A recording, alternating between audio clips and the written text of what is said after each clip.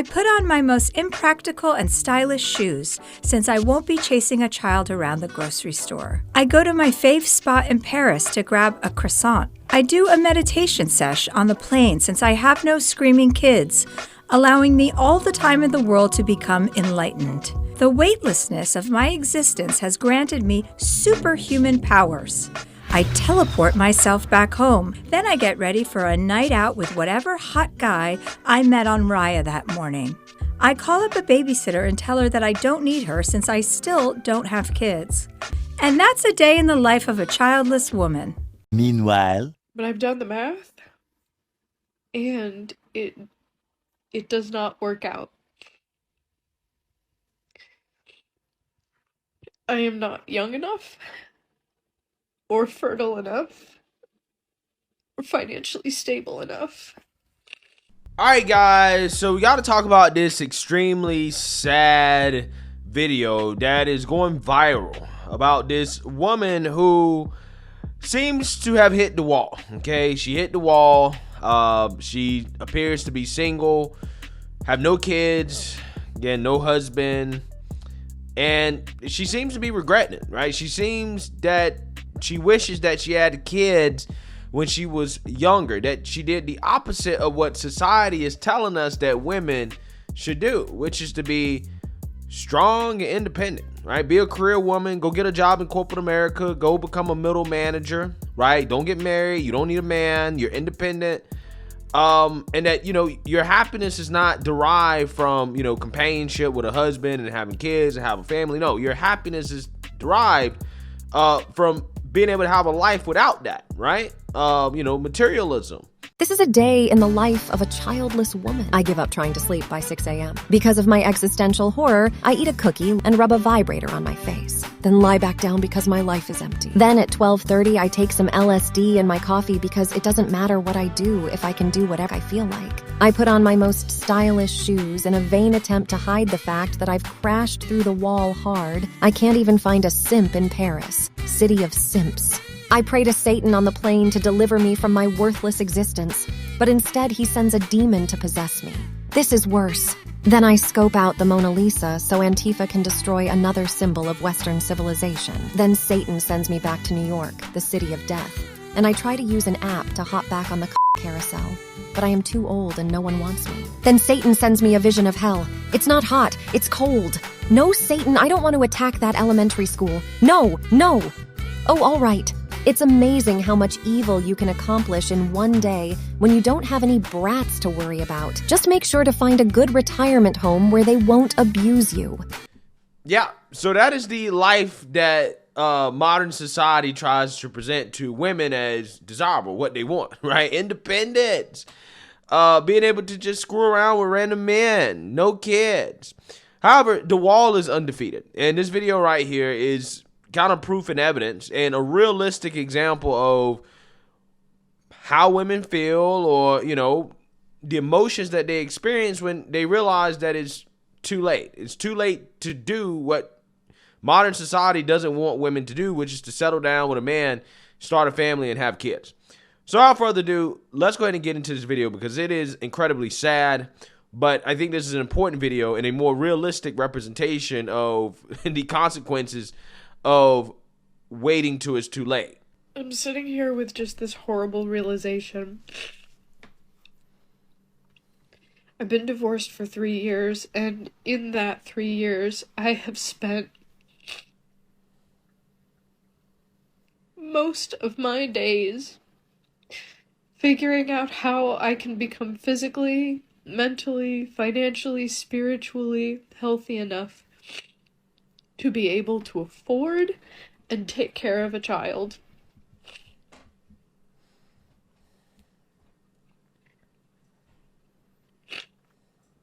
And not only have I taken that time, but I've done the math, and it does not work out. That's deep. She's done the math, and it doesn't work out. She's probably in her mid-30s. She got divorced. Unfortunately, divorce is a terrible thing. There are like a few things I'm super paranoid about when it comes to starting a family.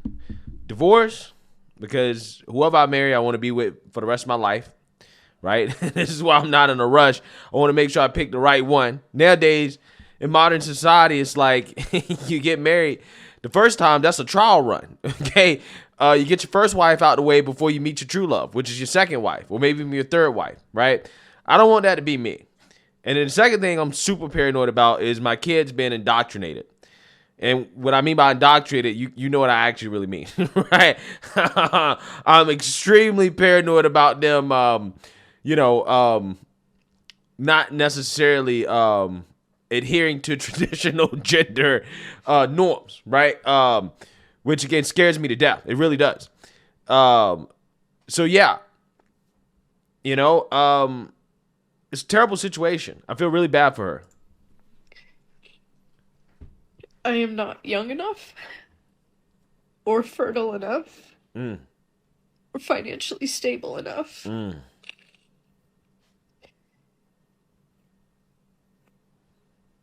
even do another round of IVF. And at 36, like, I'm sorry, like, you're gonna say, like, you have time. Like, I don't. Because I can't spend another minute of my life trying to make something work when I'm just fighting upstream. I don't have a support system. I don't have the money. I don't have the resources or the community. And it just kills me. It kills me that I had embryos with my ex-husband that were viable. And they're just gone now. And my future... my future with those children... That's terrible. That's absolutely terrible. I honestly feel really bad right now. But this is an unfortunate reality that is not talked about enough. Again, what's being pushed on social media is the Chelsea Handler portrayal of what is it like to be a childless woman, okay, that's past the age of being able to bear children, past her prime, right? I'm going full base Don Lemon here, okay? People may find it to be controversial, but I'm just saying, right? It's true in regards to this conversation right here. She is past her prime. And it's the unfortunate reality because the wall is undefeated. But, I feel like personally, there's two situations like this for women, right? This is the route that you go for the strong, independent woman that is told that, hey, it's okay to divorce your husband. Women are most likely to initiate divorces, okay? Now, it doesn't mean it was her fault that the divorce happened, or we don't know who was at fault. I'm just saying, statistically speaking, she likely initiated it. Not saying that she did. I'm just saying, just statistically speaking, you should be a middle manager. You should work your way up the ladder. Start later. Don't start a family when you're young as a woman. And then you end up like this, where it's too late. Where it's like, well, I'm 36. I could have had kids, but I didn't. And now you're regretting not doing that, regretting not having what truly fulfills you in this life, right? Which is having people around you that genuinely care about you, having family around you. But hey, modern society... Chelsea Handler says that you're going to be happy, right? You're still going to be happy because you're not going to have to worry about these whining, crying children in the middle of the grocery store aisle. You can get up every single day, get high and masturbate, and then fly to Paris, and get screwed by random men online and, kill Hitler, right? Except she's not financially stable enough to do any of those things, right? By her own testimony, okay? She's not financially stable enough. She doesn't really seem to get a lot of fulfillment out of sleeping with a bunch of men, okay? She at least was married at one point.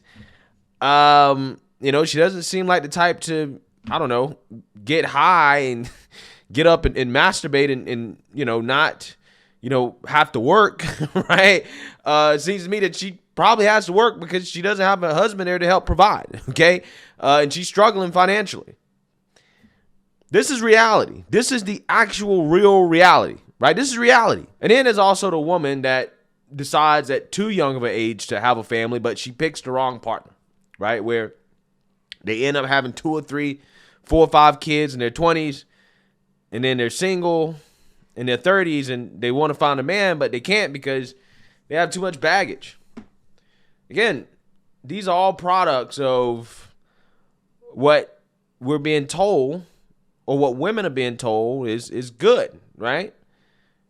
Single baby mama. You don't need a man. You need a village, right? You need a village of lesbians and woke activists, right? According to the BLM, right? To raise a kid. Okay, that's what you need. You don't need a man, right? On the other hand, the other side of the spectrum is you don't need a man. You don't need kids. You just need to, do your career, right? Do you. Be strong and independent, right? Live your life. Get laid by as many men as possible. No, on the flip side for a man, right? A man doesn't have a biological clock. He has more of a financial clock. Now, obviously, I don't think it's ideal to wait until you're 40. But, for a man, I think that you do have the ability to wait a little bit longer, to build up a foundation financially in which it makes sense to raise kids and to bring them up in the best environment, to give them the best opportunities. Maybe you don't necessarily have to, work as much, okay, as you should in your 20s. And that's one of my biggest fears as a man, is saying, hey, I didn't do what I could do in my 20s to provide financially for my kids to make sure that they have the best life, right? That's my version of this type of regret. It's not grinding as hard as I can in my 20s to make sure that my future family has the best opportunities possible, right? So, I don't know. Again, I can imagine being, 35 or 40 and being a man, and you're like, wow, I wish I would have worked harder in my 20s, right? I wish I would have done more in my 20s when I had more opportunities, when I could work longer, when I could do more, when I had more energy. That's like the equivalent of that for a man, in my opinion. But I, again, cannot imagine the pain that it must be to not be able to reproduce because you waited too long, because you listened to what everybody was telling you that, this is what makes women happy. Again, not sure if that's the case with her. Maybe, she just was unlucky and she just never, got pregnant. Maybe she was having some fertility problems the whole time. Who knows? Seems to me that she had a chance before in the past, but again, it really is a sad reality, right? That's not talked about enough. So let me know what you guys think. Make sure you like, comment, and subscribe. Most importantly, share a Black conservative perspective. Peace.